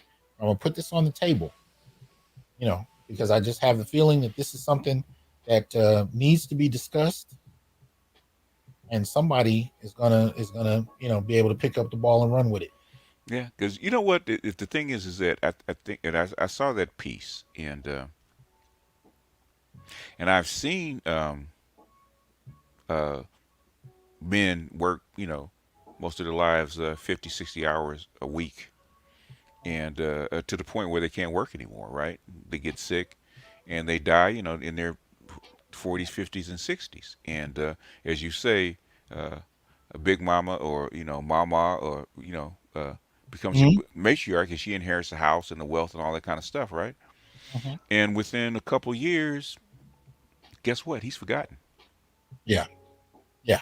You might see a wedding picture of her and him, on the wall someplace and say, well, who's that? He's not revered. He's not remembered the same way.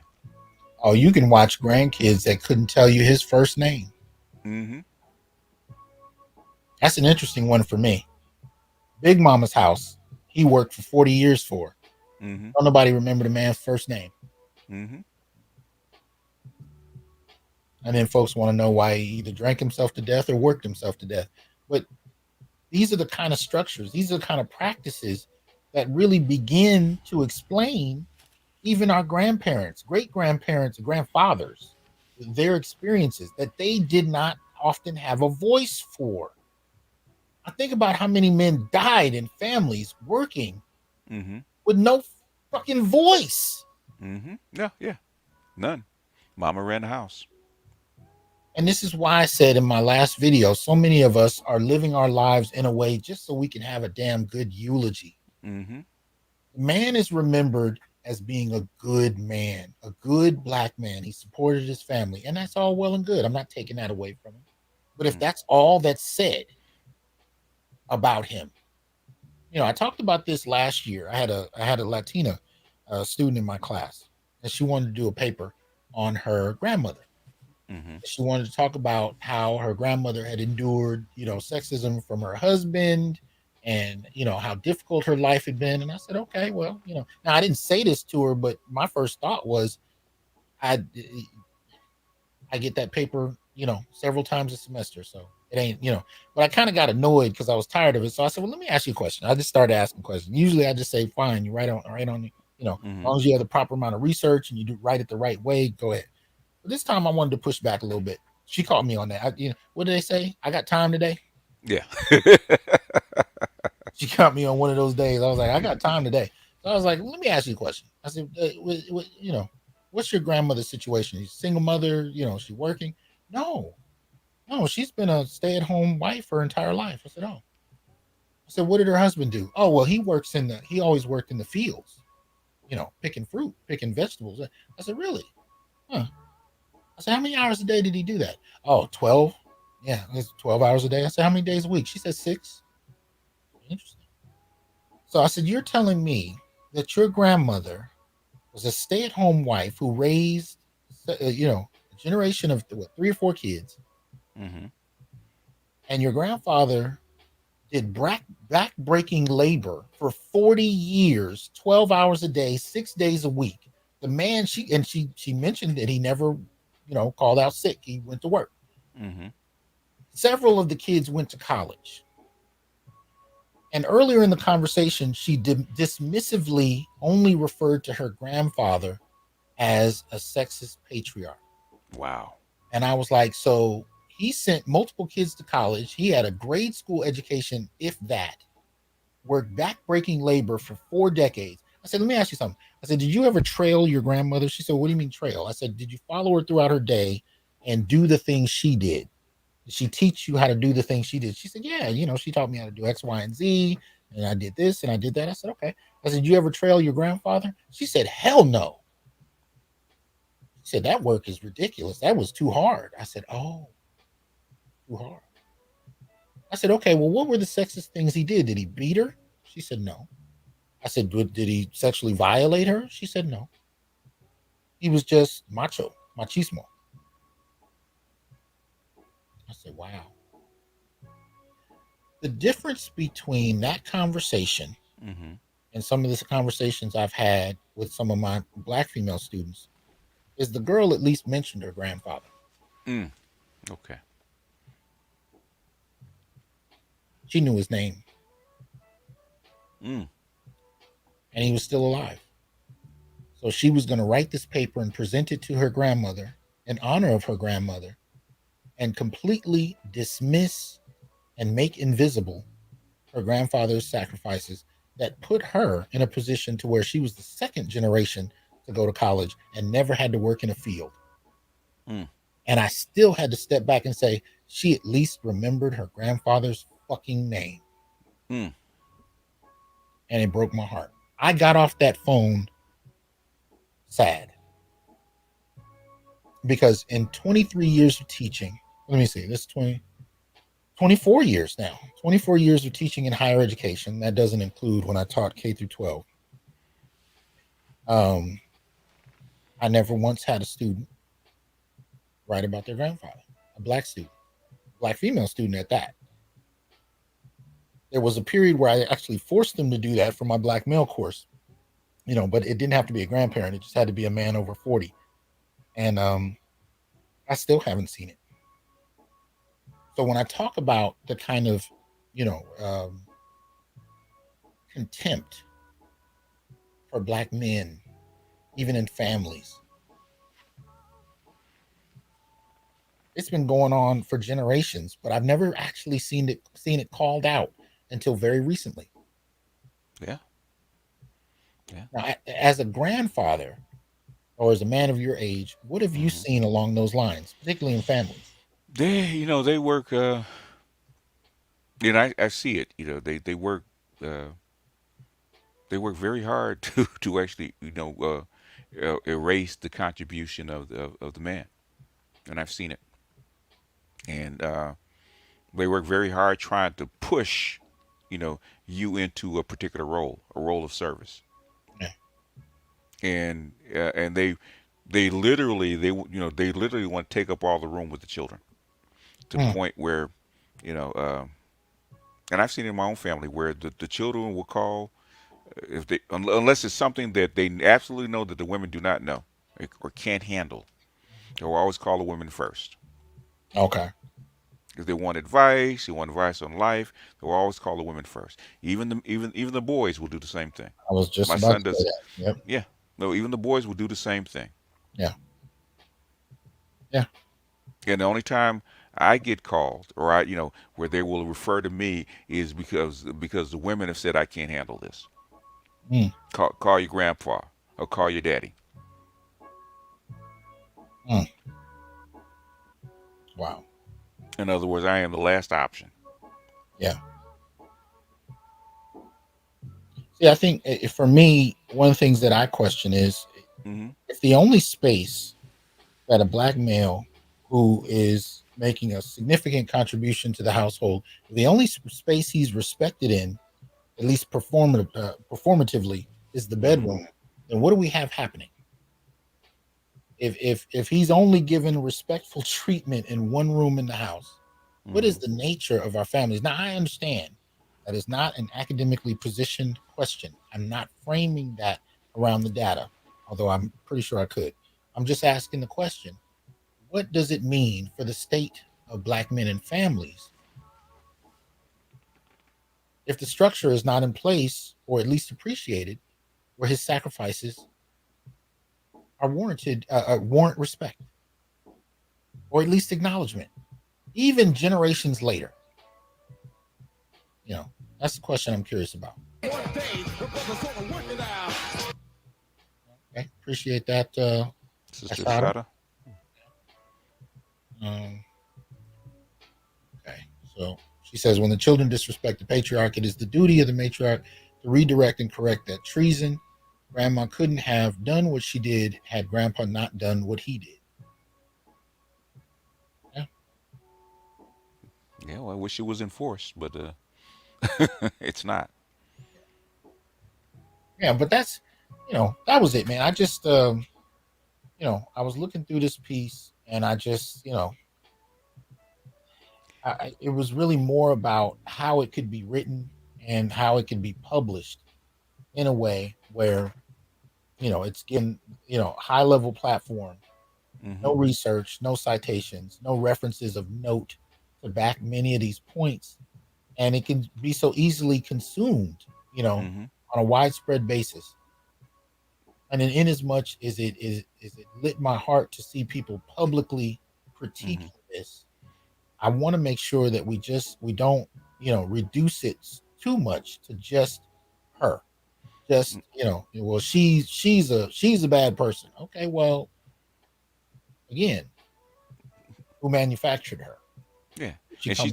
she's not the only one. How do they have Vanity Fair have the nerve or the gall to think that they could actually publish this such blatant misandry? Exactly. Because they thought they could because they've done it in the past and nobody Yeah, said anything. yeah. In a weird kind of way, I can even understand it on a black platform, a black magazine, because you know, Hmm. a lot of these magazines are consistently misandrous, but at least they're black, But Hmm. when this is up in Vanity Fair, when this kind of thing is up in Time magazine, what are we talking about?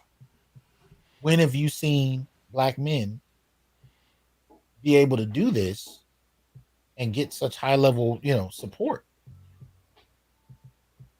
Random black men. It's one thing if you got an Eddie Murphy or a Dave Chappelle who's kind of Hmm. climbed the ranks of fame, but just a random person who's able to publish a hit piece indicting an entire gender on the basis of three or four celebrities and then have it put in Time, Hmm.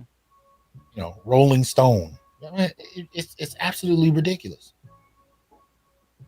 You Yeah. know. If man did if the shoe was on the other foot, the man would have to worry about his career. Oh my God. Well, it wouldn't be published for Hmm. one, and yes, he would still have to worry about his career. Not even published, and he still got to worry. You know, this is one of the things I was talking about in Torrance web stream, or I don't know what you call it. It looks like Clubhouse on Twitter. Hmm. That's how I know I'm old because I It didn't would even know what it would was. be a podcast, a Twitter cast. I think is what they call it. I don't know what they. Mm. I'm so bad. I didn't even know how people were putting all the emoticons on screen. I was like, how y'all do that? I got it's Anyway, but at one point when they were talking about black male studies, he posed the question, what are some of the difficulties and issues that black male studies scholars face? And I pointed out, a couple things, but the main thing, I should say, the secondary thing I mentioned was the difficulties some black male scholars have with trying to get into positions and the Hmm. ways in which now there are, and Tommy, accurately pointed out there are brothers who are well established in the academy who are black male studies. Don't get me wrong. They don't have institutes, they don't have departments, but they are individual black male studies scholars that are doing well. But there are many who, whether in graduate school or who are looking for positions that get a lot of pushback where they're kind of silently being punished Hmm. for not even just publications, but having a willingness to focus on black men. That alone is grounds for punishment. And the way that punishment sometimes manifests is when you go up for a job, in the academy. In case people don't know, it takes a year most of the time to get a job. You apply in the fall, you interview in the spring, you move in the summer, and you start the following fall. So, it's a big deal if you lose your position, or it's a big deal when you want to move somewhere else because you don't just take it and go. It takes a Okay. year. But what you'll see happening is there'll be a job search, and then they'll, of course, prioritize the candidates they want to hire. And you might make it into the top two or three and then find yourself gone. And I was saying that many of us have also had the experience where someone from the committee will call you under the table Hmm. and say, this is what happened in the session that put you at the last position or got you kicked off the prioritized hire list because the feminists in the room took issue with the fact that you wrote this, or they think that you're this, these kinds of under the table statements that cost Hmm. brothers positions. But then as I said, that goes back to who's getting educated, who's getting degrees, who's in positions of authority in the academy, who's in teaching positions. There are tens of thousands more black women teaching in the academy than black men, far Yeah. more. Far more. Yeah. And this has an impact on who actually gets taught, what lessons they get, and from who. And at the end of the day, so they're also the ones in position on hiring committees to make these kinds of decisions. I had a brother reach out to me from a university just very recently, a couple months ago, and he talked about the ways in which sitting in a committee meeting where they were Hmm. supposed to hire someone, they actively stated that regardless of what the job description said, they were only going to hire a black woman. Mm. And this was a room full of black women except for him. And he said they didn't even care I was sitting there. They didn't even care. They didn't care. They didn't care what they were doing was illegal, was against policy, didn't care. And if in other, and if he in, said something, he'd have to worry about his job. Worry about his job. Yeah. Basically, yeah. Get excommunicated from the church. Yeah. But any thoughts? Any last thoughts? And, Because I just wanted to get up and put this out today. that's what I'm saying. I'm glad that maybe um, this is the beginning of something good. Maybe that the pendulum will start swinging back in the other direction to where we can get a little bit more fairness. Where somebody like you can, and Dr. Thunder, even in his institution at Ohio State, can get things implemented for black boys, for black males, get some kind of equity. Hmm. Because it's gone so far that you almost have like a black male erasure on the college campus now. Yeah. Unfortunately, I know you look in Fresno State, which used to be, where the black athletes used to go and black males used to go if they couldn't go anyplace else. Two places they would go is like Long Beach State and Fresno State, right? And now you have almost none. Well, Hell, there's a contingency of black male athletes. It's hmm just when you're looking at the black male population on right. the campus, it's. I mean, it's probably between a third and a quarter of what it was when I started in 2000. I think I started 2008 hmm here in Fresno. It's probably between a third and a quarter of the numbers they used to have, and it's always been a really small percentage, Right. but it's dropped dramatically, Dramatically, yeah. you know. And, And and, th- and despite this, the activism and things students have tried to do to bolster the numbers, it's dropped dramatically. yeah, and this is this is all over the country. This is not isolated to California. Yeah, It's all over the country. And then you look at what happens at uh, K through 12, and then you get a good idea why that is. Okay. yeah, yeah. I mean, I talked about an article last one. I think it was summer of 2020 that hmm was basically arguing that black men were an endangered species at HBCUs. Yes. Blew me out of my chair, you know. But this is the climate, and I'm curious to see what the data is going to be as far as the impact of the pandemic on Oh everything yeah. from homelessness to you know education. I'm curious. Graduation rates. I want to see it. Oh yeah. Yeah. It's starting to trickle out. Did. I can't name them because I saw them, but I didn't read them yet. But it's starting to trickle out where the people of color and boys of color is going to have to take a tremendous hit. Tremendous hit. It's going to get. You think it's bad now? It's going to get worse. This is a shout Oh, out to Doc. Oh, go ahead. yeah, 93% of high school valedictorians are females. That's true. Dr. Thunder. He said that's not just black folk, but it No, holds. it holds. Yeah. This is something that was, especially with black folks, right? And this is something that Clark said back in the 50s. It was 80% of 75 to 80% of all valedictorians were black female. Yeah.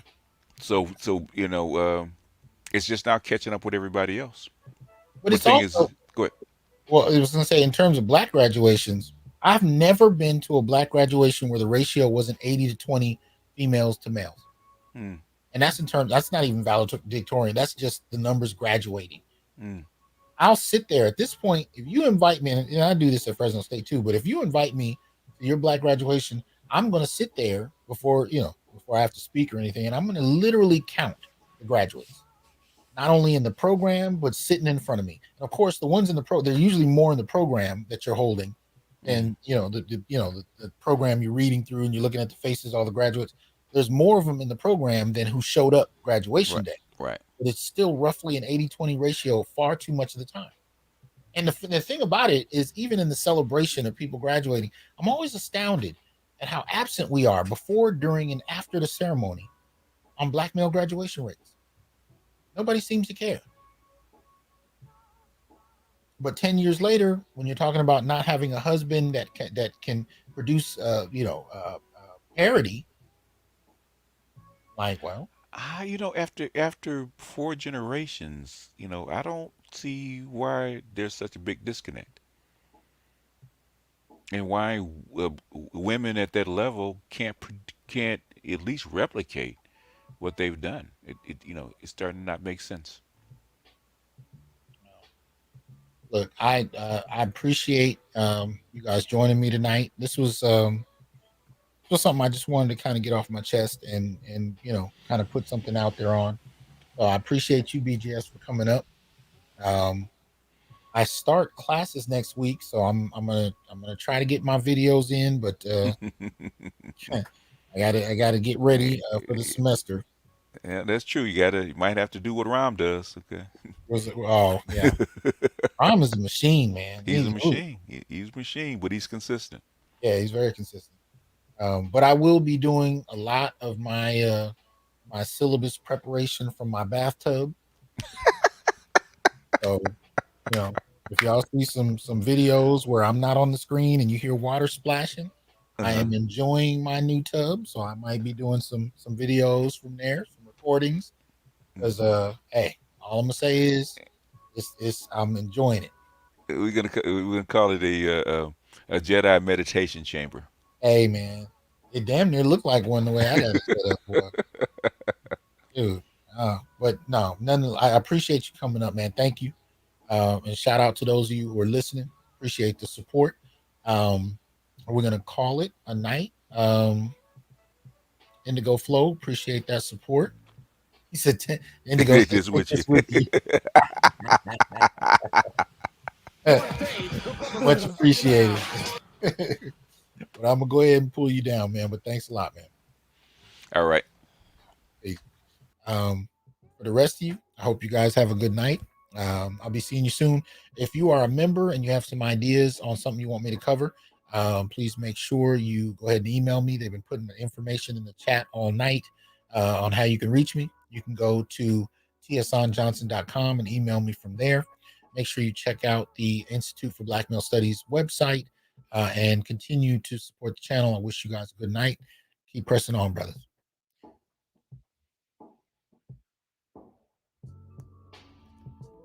I am here to tell you, brothers, we are not criminals by birth, perennial rapists, incapable intellects, man children, sperm donors, child support well springs, success objects, walking phalluses, ATM machines, lottery tickets, unintelligent henchmen, valueless assassins, pro bono mercenaries, unpaid bodyguards, interchangeable stepfathers, child discipline proxies, unpaid repairmen, workhorses, emotional tampons, or any other socially accepted dehumanizing stereotype. We are thinkers, inventors, innovators, leaders, fathers, and men. Embrace your humanity, know your worth, and extend your time, attention, and resources only to those who genuinely respect you. And remember, your worth is not defined by meeting other people's narcissistic and selfish and unrealistic needs. You define your worth. Peace.